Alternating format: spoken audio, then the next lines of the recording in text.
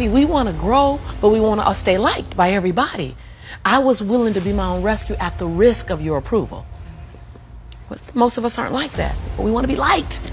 Well, I woke up and I like myself today, so your like is extra. My job is to like me first. I was willing to say every day, Lisa, you like you? Lisa, are you proud of you? Lisa, are you playing full out? Every day before I checked in with anybody else. 95% of our decisions are made by how you feel in the moment. And that is the problem. Do you feel like making that cold call? No, you don't. Do you feel like doing that third set of reps? No, you don't. And if you accept the fact that you may never feel ready and you may never feel motivated and you may never feel courageous, and that's okay, but you can still push yourself forward as you start to see yourself becoming the person that takes action, guess what happens? You build the skill of confidence and courage. I am one decision away from a totally different marriage, a totally different life, a totally different job, a totally different income, a totally different relationship with my kids. Your life comes down to your decisions, and if you change your decisions, you will change everything. You're not a procrastinator.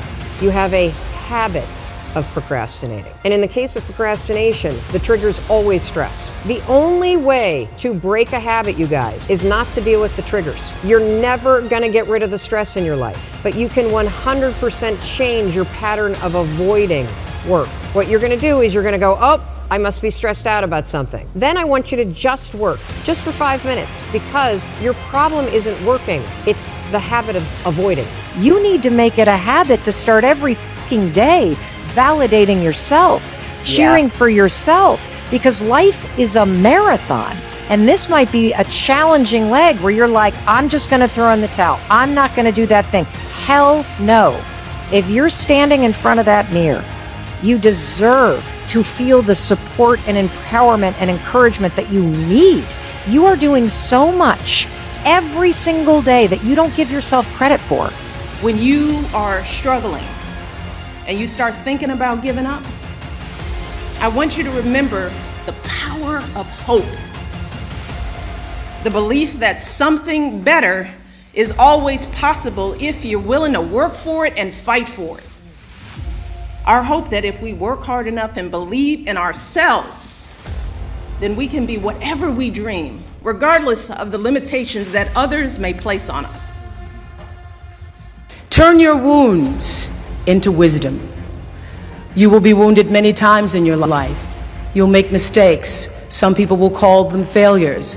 But I have learned that failure is really God's way of saying, excuse me, you're moving in the wrong direction. It's just an experience. Once something's important to you, it never leaves your mind. If you always dreamt about being a singer-songwriter and you never did it, you will be haunted by that at the age of 70, because it's still right here, stored in the back of your mind. It's something that's meant for you, that's trying to call to you. You see, your dreams, you either pursue them or they fucking haunt you. Most people aren't obsessed with their goals because they don't believe they're worthy of them. It's easy to dream about what you want, but in between where you are and what you want, there's a tremendous amount of stuff you got to change and do. You have to do the work to change so that you can be the happy, fulfilled person that you were born to be.